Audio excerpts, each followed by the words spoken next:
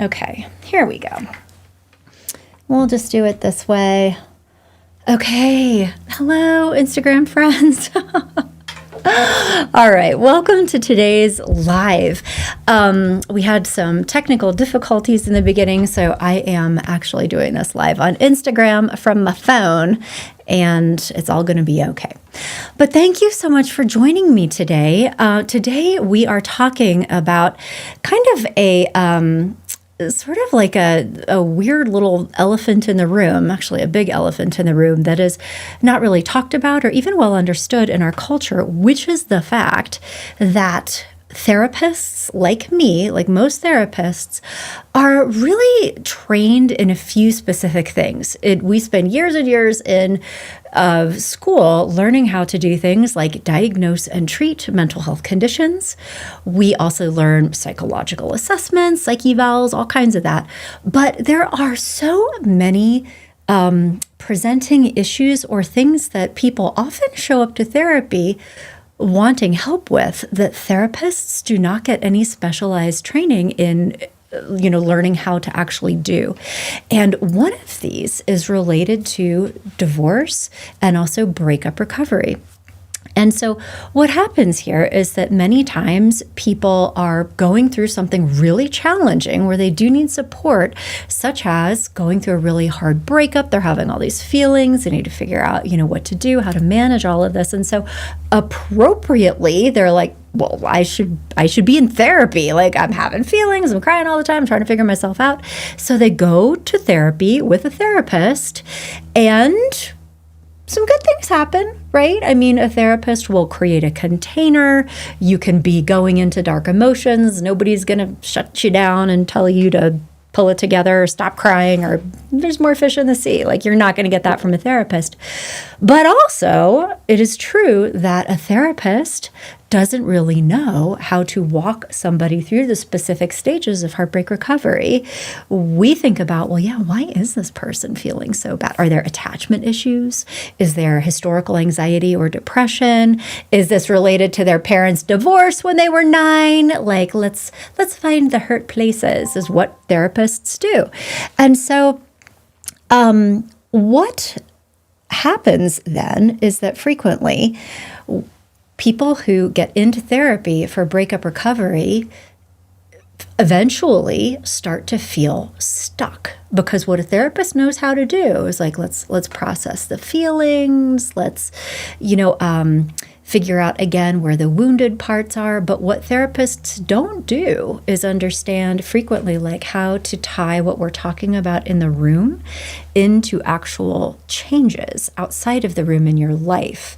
Therapists go into insight, self-awareness, connecting dots, certainly understanding things about yourself and about the relationship, but that does not always change into how you operate differently as a human going forward. And it's also true that there are things happening in a lost relationship, in attachment loss, in heartbreak recovery, that are really fairly unique and that require specialized knowledge, because without that, it's actually easy to look at somebody as a therapist who's going through this and see pathology rather than somebody experiencing a very normal and expected reaction to a lost attachment that requires specific work in order to move down the road. So that's what we talked about on this past Monday's episode of Love, Happiness, and Success. And if you want to check that whole thing out, it is on my website, growingself.com. You can listen to the podcast. And I think I also put together a little bit of a video there. So that's the backstory. Hello. And that's what we're talking about on today's live. And so my friends on Instagram, I'm actually looking at you on my phone. Hello. Thank you for joining me today. And so, and also forgive my appearance. I do not have on my TV hair today. This is what I actually look like. But I am so curious to talk to you. I mean, I am here for you, and you can get all the information on the podcast. But I would love to know just from you guys, like what led you to join this particular live stream? Are there things that you're hoping we discuss today? Or have you been in, a place of heartbreak, like transitioning out of a relationship, maybe having a hard time, perhaps feeling like you're stuck a little bit, like maybe you have been in therapy, but perhaps not really getting your needs met from therapy. If so, I would love to hear more about that. And we could even talk about, how to broach this topic with a therapist to help them get a better sense of where you are and what you need. I would love to hear what's going on with you. And then, hello, thank you guys for joining. And then also, I want to make sure that we talk about some of the amazing questions that came through from listeners in advance of this call. I know we had a number of people with some questions, and maybe we could just dive into those. But also, I want to hear your questions. So, what's going on with you? Tell me, what brought you to today's live stream? Alan, Ava, I see you here. Don't be shy. Tell me what's going on and how I can help you. And I'm going to also pull up some other questions. Yay.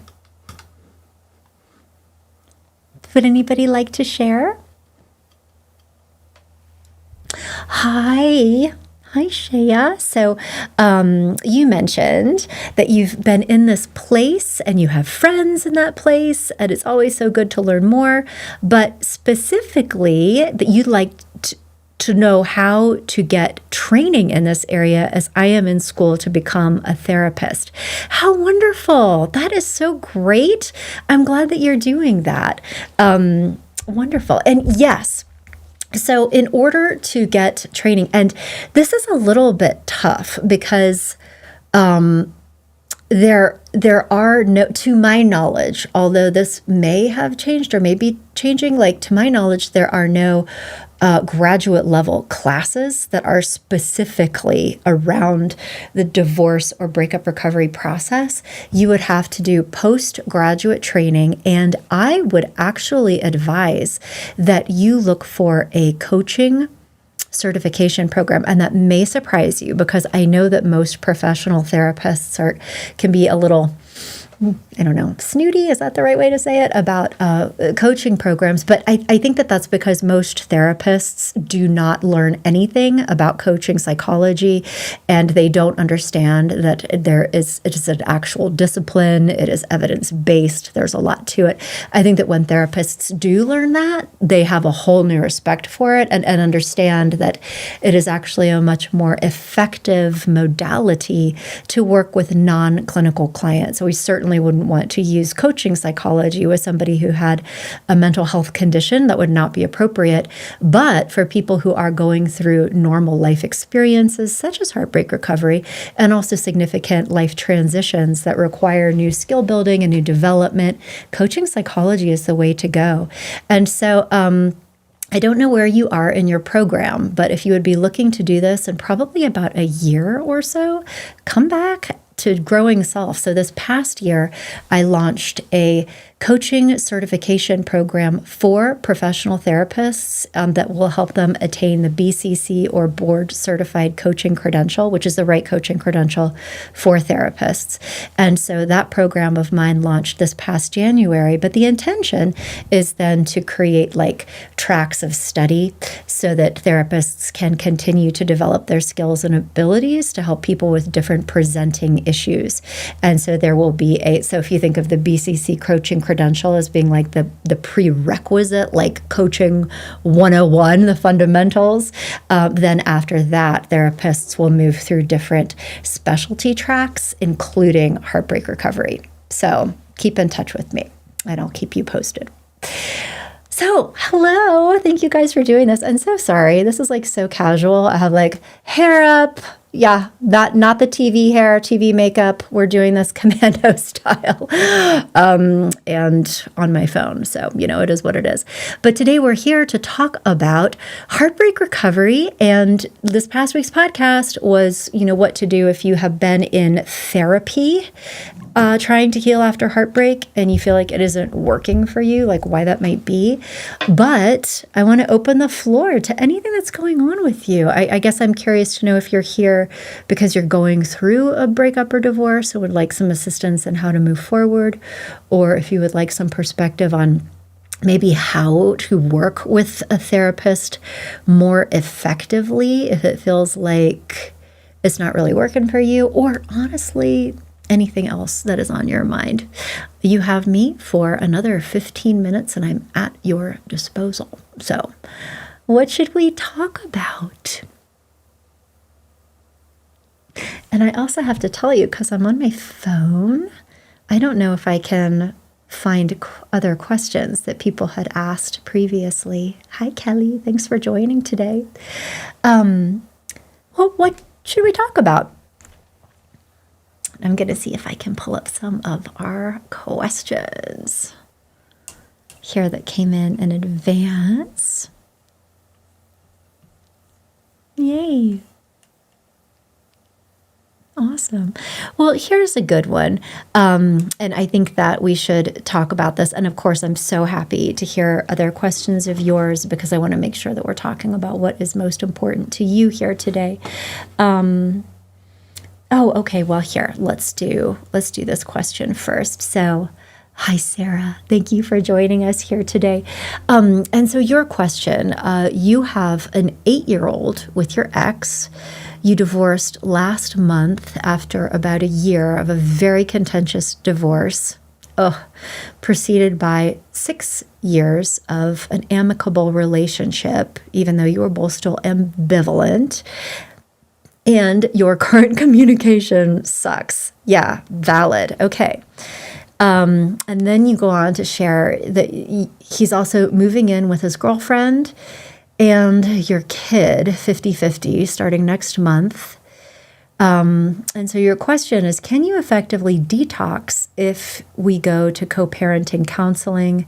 I only have 6 months to suggest it per our judgment language. Sarah, yes, you absolutely can work through the stages of heartbreak recovery and also do your own healing work if you are continuing to work with your partner around co-parenting, counseling, or coaching. And I think that that's actually a really, really good idea.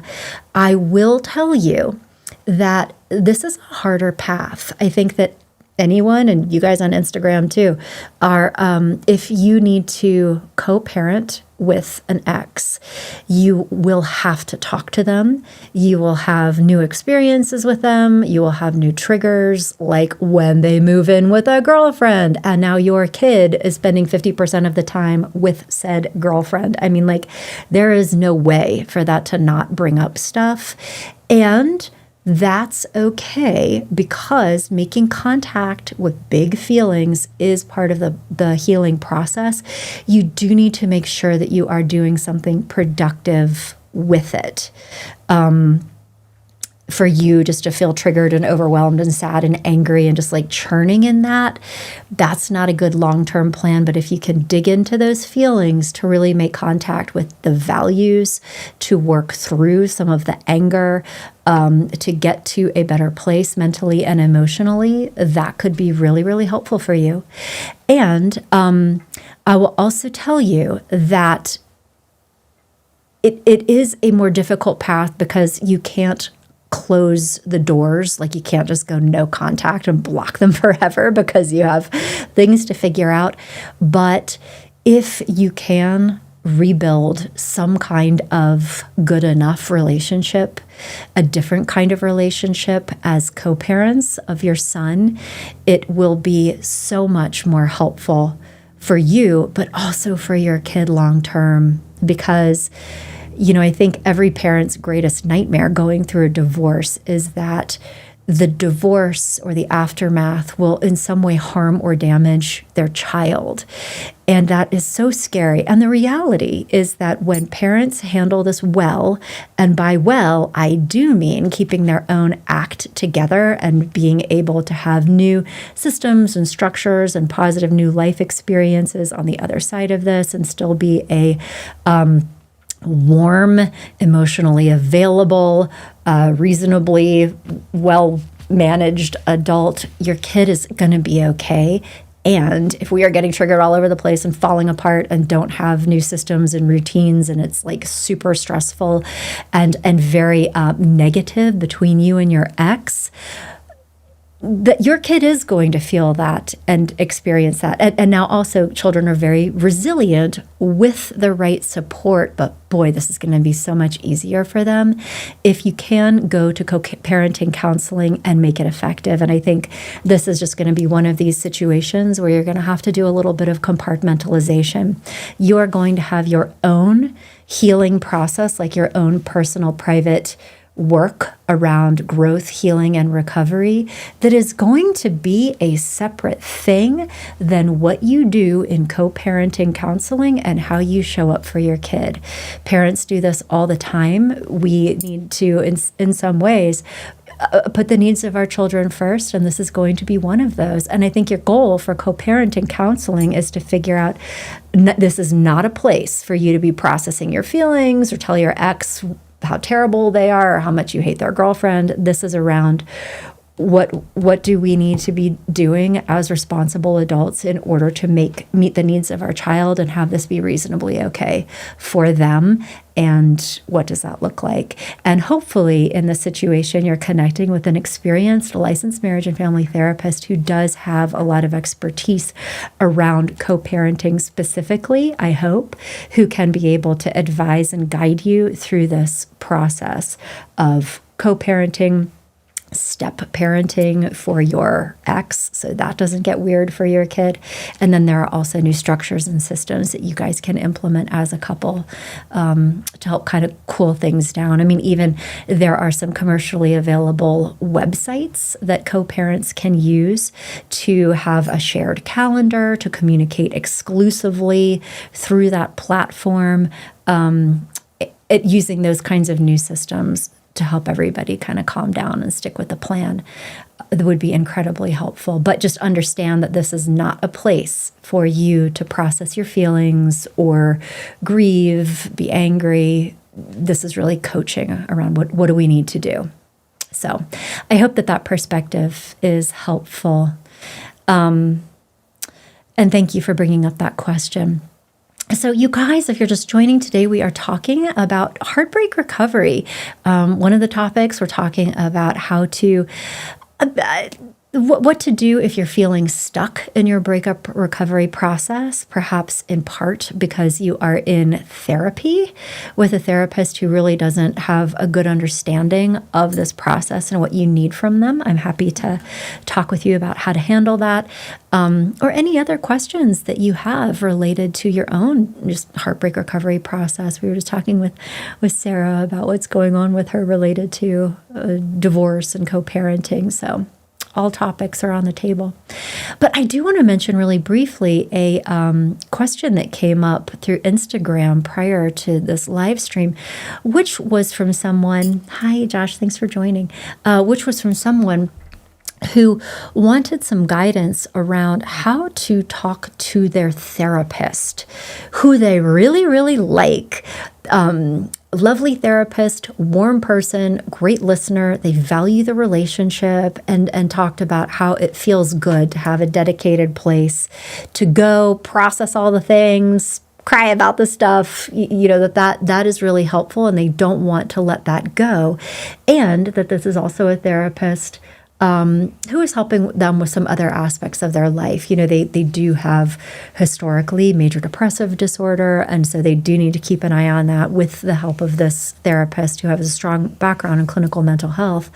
But that they feel like this therapist, in some ways, is not really helping them move past the breakup. It feels like a lot of going back into the past, talking about historical life events related to their family of origin, their attachment styles, and also hearing, me in my podcast where I'm talking about this stuff and, saying things like, in any distressed relationship, people will always show up as having attachment differences not because you are fundamentally insecure in terms of your attachment style, but because anytime that any human is in a distressed relationship, we have responses to that that show up as attachment differences. For example, if you are in a distressed relationship and feel like you're not getting your needs met, feeling like your partner is checked out, feeling like you need more from them than what you're getting,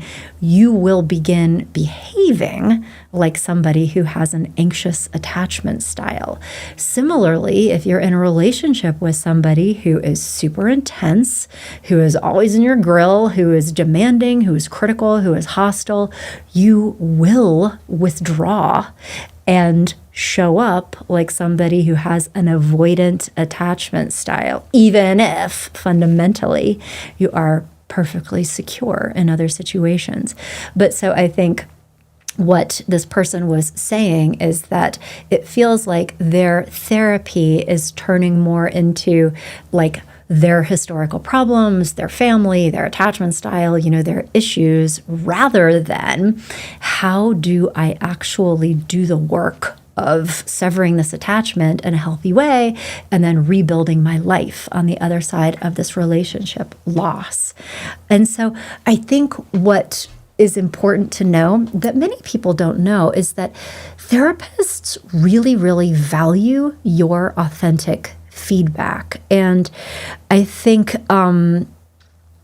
any therapist worth working with will really value your feedback. And it's also true that there are so many different ways of working with people, and different people need different things. And so like when I start with a new therapy client, one of the very first things I say to people is, there are so many ways to skin this cat. And sometimes people need me to show up in a very just like warm, I don't say a whole lot. I'm like, tell me more. And just a super like, receptive kind of relationship, which I can totally do, and I'm happy to do this.